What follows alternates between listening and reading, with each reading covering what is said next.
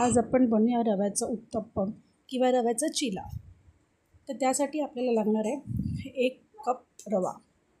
1 cup रव्याबरोबर आपण अर्धा वाटी दही घालणार आहोत. आता असं नाही आहे की 1 कपच घ्यायचा. 1 कपसोबत तुम्ही ज्या पण मापाने रवा घ्याल त्याचाच अर्धा माप दही घ्यायचं आहे आणि हे चांगलं मिक्स करून 20 ते 30 मिनटं ठेवून द्यायचं आहे रेस्ट करून. याच्यात काय होतं की रवा दहीमध्ये मिक्स होऊन चांगला फुलतो आणि तो फ्रॅगमेंटही होतो.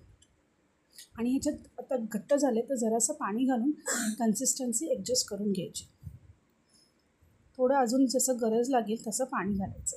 पाण्याचं काही माप नाही. मी गरजेनुसार पाणी घालून ते मिक्स करून त्याची कन्सिस्टन्सी ॲडजस्ट करते त्याप्रमाणे ठेवून द्यायचं.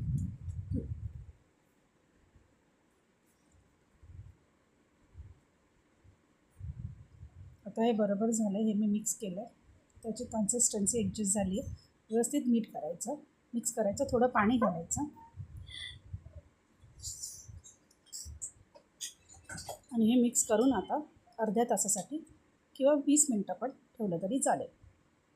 एवढं लक्षात ठेवा की दही जास्त आंबट नाही पाहिजे. यात आपण भाज्या ॲड करणार आहोत.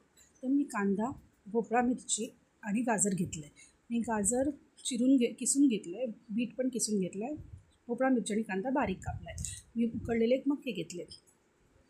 आता यासाठी आपण जरासा कांदा आणि कसा कच्चा असतो किंवा कच्चा लागतो किंवा थोडंसं कडक लागतात त्यासाठी जरासं आपण फक्त परतवून घ्यायचं. याच्यात तेल वगैरे काहीही ॲड केलेलं नाही आहे. फक्त कांदा आणि कॅप्सिकम थोडं आणि कॉर्न पण थोडं करून जरासं परतवून घ्यायचे सगळ्या भाज्या, जेणेकरून ह्या थोड्या सॉफ्ट होतील आणि कच्च्या लागणार नाही. आता हे झालं. मी गॅस बंद करून ठेवते. तोपर्यंत आपण रव्यामध्ये सगळा मसाला घालूया. आता हे बघा, रवा बघताय तुम्ही चांगला फुलून झाला आहे घट्ट. त्यात आता आपण मसाले घालूया.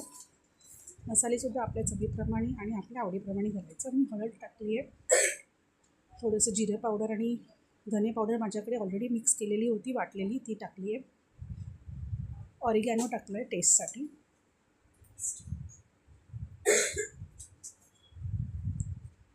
आणि चाट मसाला.